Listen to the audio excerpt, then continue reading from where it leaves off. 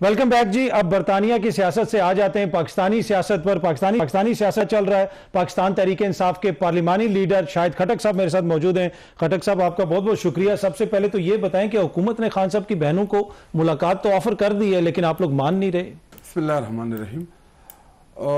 हुकूमत ने क्या ऑफर किया क्या नहीं ऑफर किया मुझे तो इसका नहीं पता, लेकिन मुझे इतना पता है कि हर मंगल के दिन जब इमरान खान साहब की बहनें जाती हैं अडियाला के सामने, हम साथ होते हैं तो मुलाकात नहीं कराते।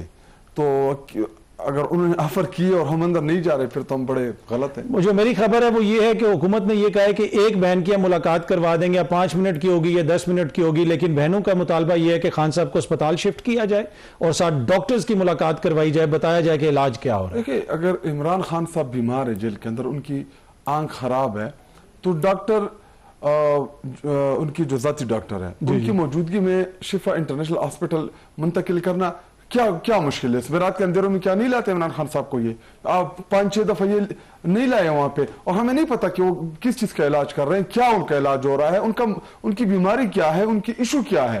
देखिए, हमें जो इनिशियली सलमान सफदर ने जो सुप्रीम कोर्ट ऑफ पाकिस्तान में जो रिपोर्ट जमा कराई है, द फ्रेंड ऑफ कोर्ट, तो उसमें कहा कि जी रेटिना का मसला है इमरान खान साहब का, उनकी आई में क्लॉटिंग हुई है और 80% उनकी आंख जो है वो डैमेज है। तो उसके बाद तो रेटिना के स्पेशलिस्ट डॉक्टर से इलाज कराना है। पिम्स में कोई रेटिना का नहीं है, और जब फैमिली ना हो, देखिए एक बीमार एक पेशेंट जब होता है फैमिली की जरूरत होती है ताकि फैमिली हो, वो भी सेटिस्फाइड हो। देखिए, इमरान खान साहब कोई आम कैदी नहीं है, वो पाकिस्तानी अवाम का 25 करोड़ अवाम का महबूब लीडर है, और पाकिस्तान की जितनी पार्लिमानी जमात है उनके वो सरबराह हैं, हमारे वो चेयरमैन है पार्टी के, कोई आम शख्सियत तो नहीं है ना कि तो कल फिर मुलाकात का दिन है, कल आप लोग जाएंगे अडियाला जेल? बिल्कुल, हम अडियाला जाएंगे। और वो अली अमीन साहब भी कहते हैं आप लोग प्रेशर नहीं डाल सके, अगर आप लोग हुकूमत पे प्रेशर डाल लेते तो शायद हुकूमत मुलाकात करे। प्रेशर हमने हर वक्त डाला उनके ऊपर।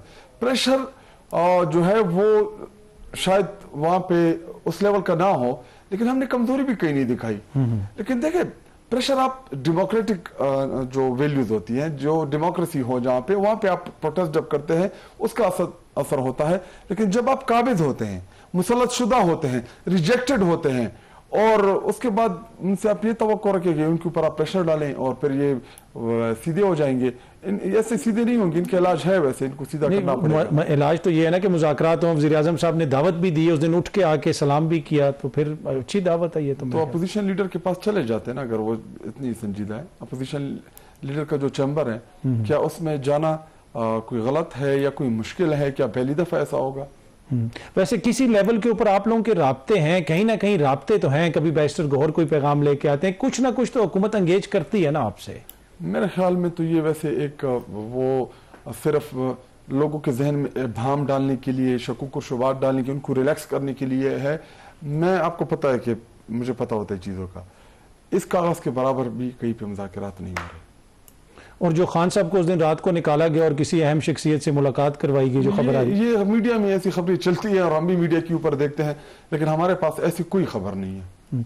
अच्छा, अब यहां से आपको आगे रास्ता क्या नजर आ रहा है? देखिए, हमारे पास रास्ता एक ही है और वो है अवामी मुज़ाहमत, कि हम बड़ी तहरीक खड़ी करें और अवामी मुज़ाहमत की तरफ जाएं, और रास्ता भी सिर्फ यही है। ईद के बाद शुरू होगी, आज़ादी फोर्स बन रही है, लिस्टें तैयार हो रही हैं, हर चंद दिनों के बाद इस तरह के ऐलानात तो आपकी तरफ से होते हैं, लेकिन कोई फॉलो अप नहीं होता। हम हर तरफ से हमारी कोशिश होती है कि हम हर साइड से कोशिश करें। देखिए, सुहेल अफरीदी इस बात पे कन्विंस है कि उसने एक अटेम्प्ट करना है, लेकिन सही अटेम्प्ट करना है, गलती की कोई गुंजाइश नहीं है उसके पास। तो वो उनके पास तो लगता है कि इस वक्त पार्टी के अंदर भी गलती की गुंजाइश नहीं है, कह रहे हैं कि फॉरवर्ड ब्लॉक बन गया। वैसे इस वक्त खैबर पख्तूनख्वा में कोई फॉरवर्ड ब्लॉक है?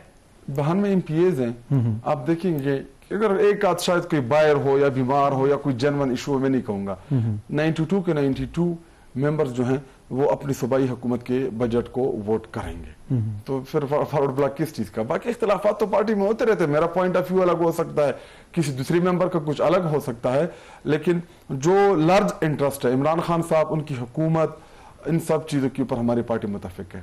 अच्छा, ये जो बजट पास करने वाली बात हुई, उस पर भी काफी ज्यादा आपकी जमात के अंदर बहस हुई, और एक नुक्ता नजर ये था कि 3 महीने का बजट पास किया जाए। उस पे मशावरत हुई थी, वैसे बड़ी सीरियस मशावरत हुई थी इस अमल पे। वैसे आपकी जाती राय क्या थी? मेरी जाती राय आपने तो कहा 1 महीने का भी मैं नहीं बताना चाहता, क्योंकि हाँ, मैं कोई मसला नहीं खड़ा करना चाहता। सूबाई हुकूमत के फैसले, वहाँ के चीफ मिनिस्टर, उनकी काबीना और उनके MPs के अख्तियार हैं, वो जैसा चाहते हैं वैसा उन्होंने किया।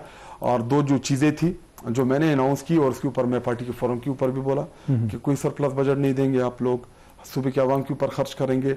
और दूसरा, जो वफाक पैसे मांग रही है आपसे तो वो तब देना जब इमरान खान साहब इजाज़त दे। और मैंने उनको कैटेगोरिकली कहा था कि अगर किसी 2 नंबर तरीके से भी कोई ये चीज़ निकल आई ना और हमें बाद में पता चला, तो मैं अगर दोस्त भी हूँ ना तो मैं फिर बहुत बड़ा मुखालिफ भी होता हूँ।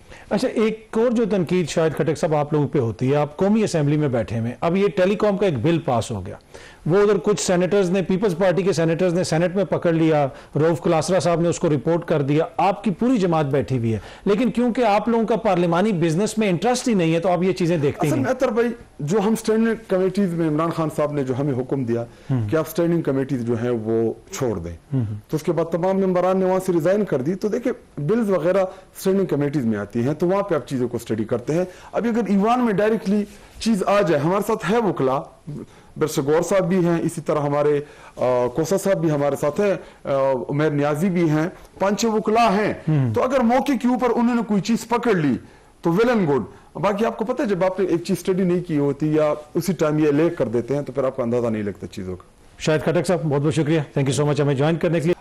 अवामी मुज़ाहमत कि हम बड़ी तहरीक खड़ी करें और अवामी मुज़ाहमत की तरफ जाएं, और रास्ता भी सिर्फ यही है। ईद के बाद शुरू होगी, आज़ादी फोर्स बन रही है, लिस्टें तैयार हो रही हैं, हर चंद दिनों के बाद इस तरह के ऐलानात तो आपकी तरफ से होते हैं, लेकिन कोई फॉलो अप नहीं होता। हम हर तरफ से हमारी कोशिश होती है कि हम हर साइड से कोशिश करें। देखिए, सुहेल अफरीदी इस बात पे कन्विंस है कि उसने एक अटेम्प्ट करना है, लेकिन सही अटेम्प्ट करना है, गलती की कोई गुंजाइश नहीं है उसके पास। तो वो उनके पास तो लगता है कि इस वक्त पार्टी के अंदर भी गलती की गुंजाइश नहीं है, कह रहे हैं कि फॉरवर्ड ब्लॉक बन गया। वैसे इस वक्त खैबर पख्तूनख्वा में कोई फॉरवर्ड ब्लॉक है?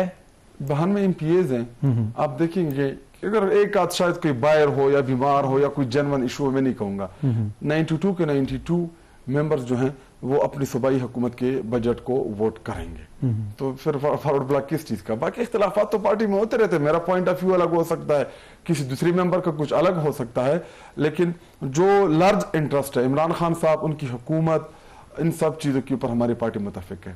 अच्छा, ये जो बजट पास करने वाली बात हुई, उस पर भी काफी ज्यादा आपकी जमात के अंदर बहस हुई, और एक नुक्ता नजर ये था कि 3 महीने का बजट पास किया जाए। उस पे मशावरत हुई थी, वैसे बड़ी सीरियस मशावरत हुई थी इस अमल पे। वैसे आपकी जाती राय क्या थी? मेरी जाती राय आपने तो कहा 1 महीने का भी बात मैं नहीं बताना चाहता, क्योंकि अच्छा।